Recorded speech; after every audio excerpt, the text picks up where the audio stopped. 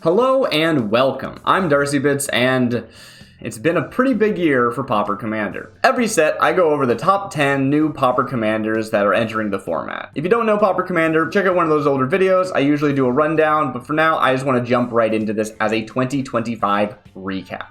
Now this isn't going to just be a rundown of the top picks from each of my previous videos. Since release, we've seen how some of these cards have affected the formats in ways I couldn't have predicted. And as of Edge of Eternities, there's been an entire rules change to the format, allowing vehicles to now be commanders if they are uncommon. This means any set that came out prior to Edge of Eternities, I wasn't considering the vehicles that came with it. So while most of these are going to be revisiting top picks from throughout the year, some are going to be completely new, and others have just been bumped up a few slots since their initial reviews. With that said, let's start with number 10, Marshall's Path Cruiser. Marshall's Path Cruiser is a 3-mana, 6/5 vehicle from Aether Drift. It's a colorless vehicle, but it has a 5-color activated ability, giving it a full 5-color color identity. That alone is notable. 5-color commanders are pretty rare in Pauper Commander. This one only costs 3 generic mana to come down, and on enters, you search your library for a basic land, reveal it, and put it into your hand. So this doesn't ramp you, but it does fix your mana, and in a 5-color mana base, that could be extremely important.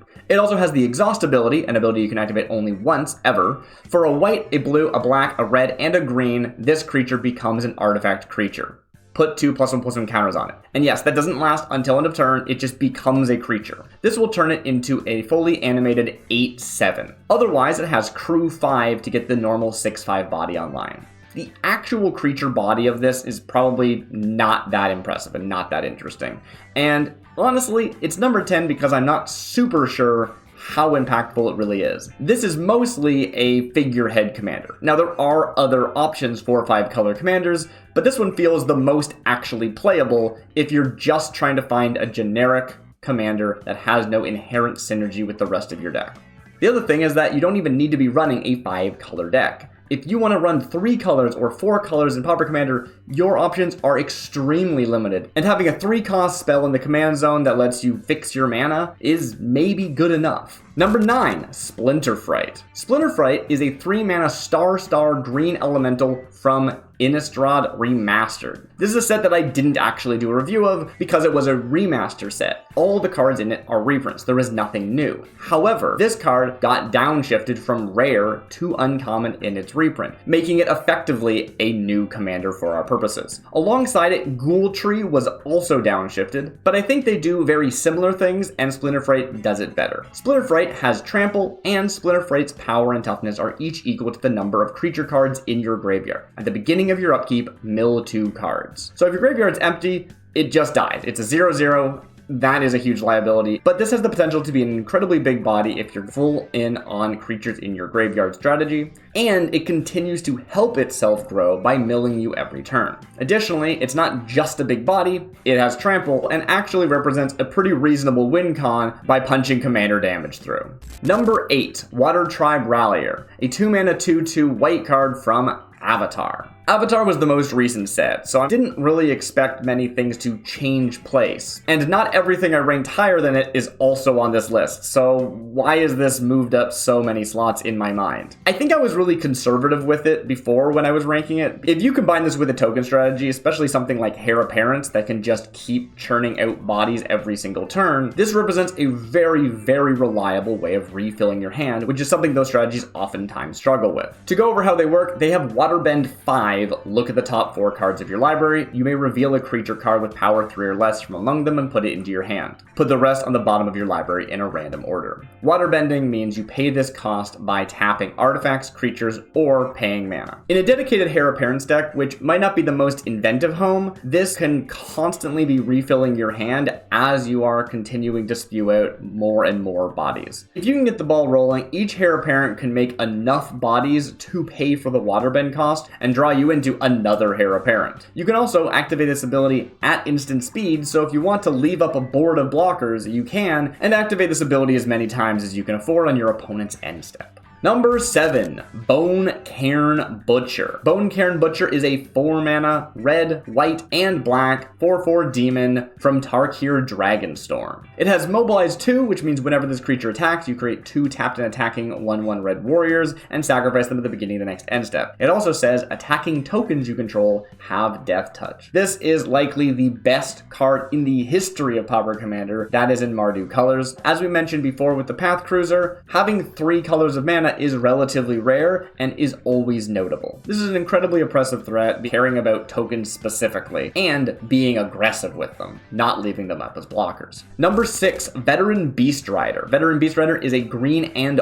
white 3-mana 3/4 from Aether Drift with, at the beginning of your end step, untap each creature you control, and for 4 mana, one of which is green and one of which is white, creatures you control get +1/+1 until end of turn. This pseudo-vigilance effect of having your creatures untap at the end of the turn is already very good. This could just say your creatures have vigilance and it would be a strong card, but is more than that because you can activate all of your tap abilities a second time. You can have all of your mana dorks tap out, generate you mana, cast spells, and then untap all of them either for blockers or to cast instant speed spells during your opponent's turns. But it can also just be a go wide strategy that makes a huge board, always has blockers, and you can spend 4 mana to buff up that board to close out the game, activating it as many times as you can afford. Which will probably be only once, but in a wide enough board state, that's significant additional damage. Number 5, Tanook, Memorial Ensign. Tanook is a 3-mana red and green 2/4 Kavu pilot from Edge of Eternities. It has Landfall. Whenever a land you control enters, Tanook deals 1 damage to each opponent. If this is the second time this ability has resolved this turn, draw a card. This card I was very high on when it first was revealed, and since then we have seen a lot of people pilot this deck with very strong results. The unique strategy of caring about Landfall to ping your opponents is really cool and has a lot of support in the format, making it one of those decks that's just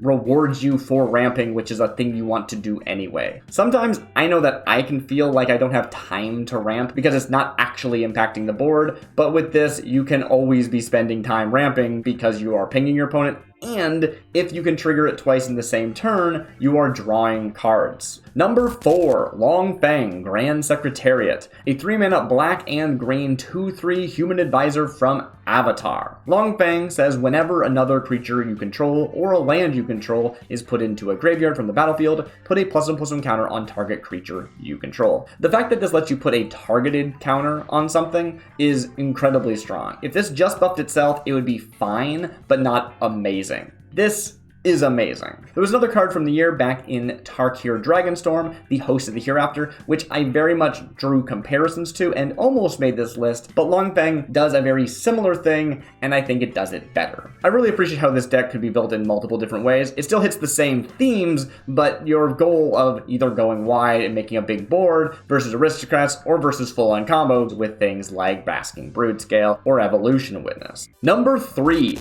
Karu Goldkeeper. Karu Goldkeeper is a 4-cost, black, green, and blue 3/3 dragon from Tarkir Dragonstorm.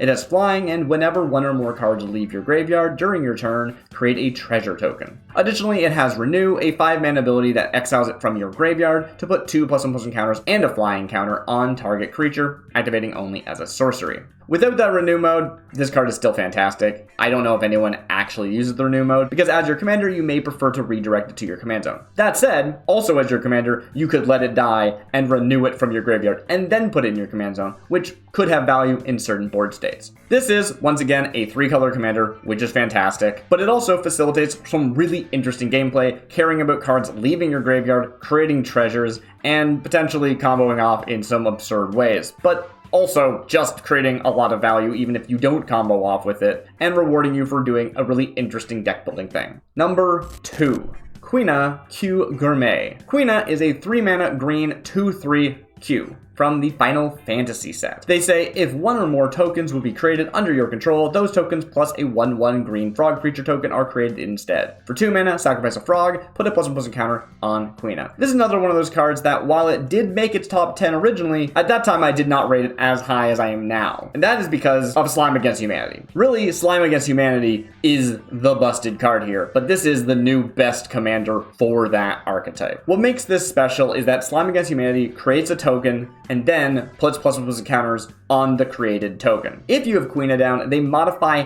the effect of Slime Against Humanity, making it make a 0/0 Ooze token and a 1/1 frog token, and then putting the listed amount of counters on both of them. Now, the original Slime Against Humanity Ooze has trample, and the frog will not, but it also will be 1 bigger, and it just doubles your board state if you manage to pull this off. It's absurd, it's very strong, you do lose out on having access to other colors, but this mono green commander is certainly one of the best from throughout the entire year, specifically for this one interaction. And number 1, Longshot Rebel Bowman. It's the top from Avatar, and it's the top for the year. Longshot Rebel Bowman is a 4-mana red 3/3 human rebel ally with reach.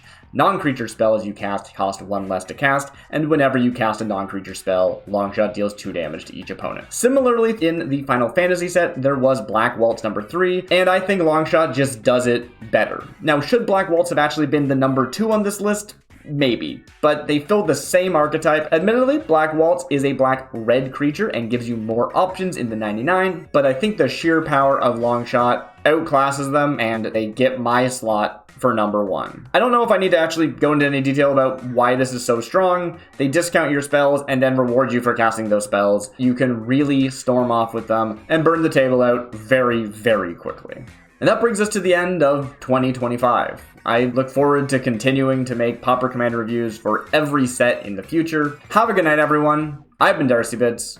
I'll see you next time.